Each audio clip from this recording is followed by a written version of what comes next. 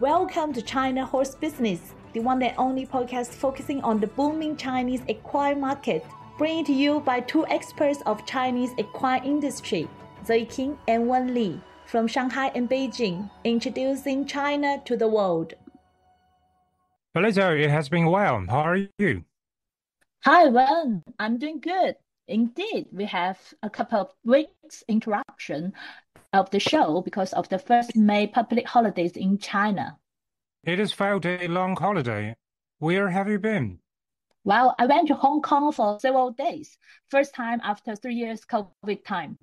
Also, I have the chance to see the great win of Golden 60 in the FWD Champions Day on the 30th of April in Shatin Racecourse.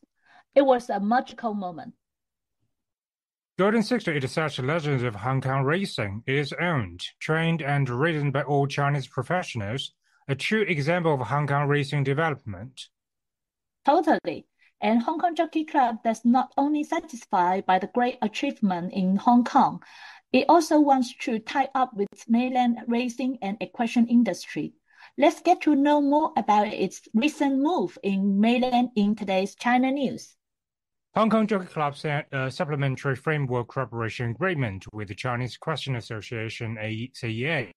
The agreement takes forward the framework agreement signed in 2020, further expanding the scope of collaboration and extending the period of cooperation to jointly promote and support the development of speed racing and equestrian industry in the mainland.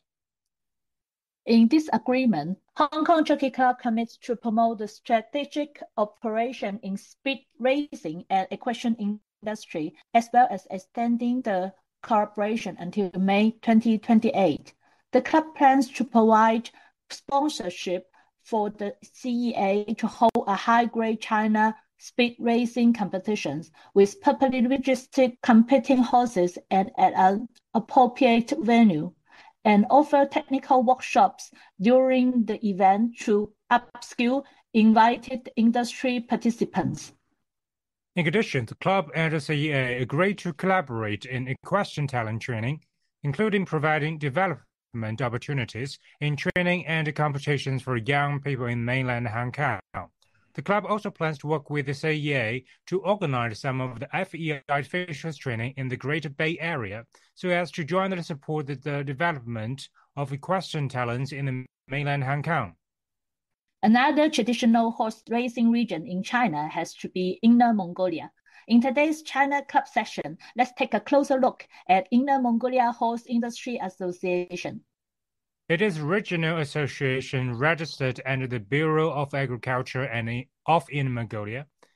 As horse racing is a tradition for local population, the association organizes several local races and since 2019, several sessions of horse auctions. In a horse auction held recently in March this year, 160 local horses has been showcased, attracting many horse owners across the country. Facing such big demand, the association is planning to organize 2 more auctions in April and May. Over 200 horses will be presented in these auctions. Throughout the races and auctions, the association is aiming to promote the breeding of the local bred named Sunflower Taiyanghua. This special breed has been developed for 70 years with more than 800 core breeding horses. The Sunflower horse shows great performance in long-distance races, around 8,000 to 10,000 meters.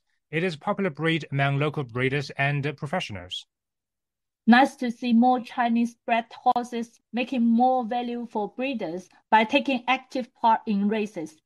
Now, what do we have for China's story? Remember you promised to release the second part of your conversation with Yuan Feng, China partner of Yak Yak. Let's listen to it.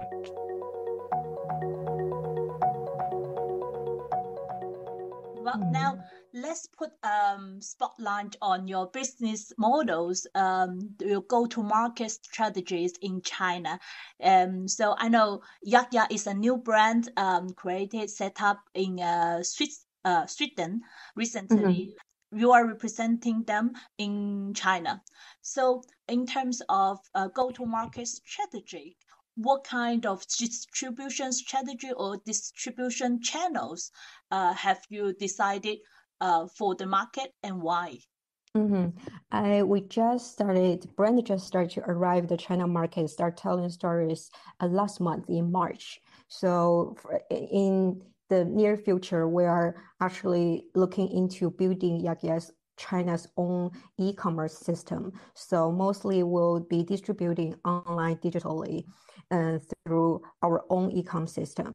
But in the meantime, we really want to create as many opportunities as possible to have the riders, our customers, have the opportunity to try our products offline. So we are in the process of, alongside the process of building our e-com system, we're collaborating with clubs, stables, competitions, events, and even the brands that are more in general, like into design, into lifestyle brands. We want to create as many opportunities as possible to have people put it on, to feel, to experience the products. But at the same time, since we just arrived to China, we're so open to look for more potential distributing partnerships that could also provide opportunities for our customers to have a place to try on the products. And also the partnerships, we want everyone share the same values with Yakia. That's the general strategy we're going for this year. Okay, great. Looks like a lot to do and a lot to look forward to. Yes, looking forward to meet all the Chinese riders here. Super excited. You're doing an awesome job in promoting the brand, and I wish you all the best, and looking forward to see more stories and sharings from Yak Yak from this wonderful Swedish brand. Thank you so much, Zoe. Thank you.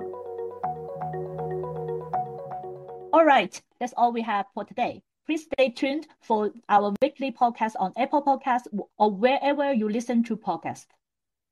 And don't forget to click subscribe and leave us a comment on the podcast. Awesome. Talk to you next week. Okay, bye. This podcast is co-hosted by Zoe King and Wen Li, powered by Wonder Horse, a business solution provider focusing on Chinese equine market and a bespoke equestrian community in China.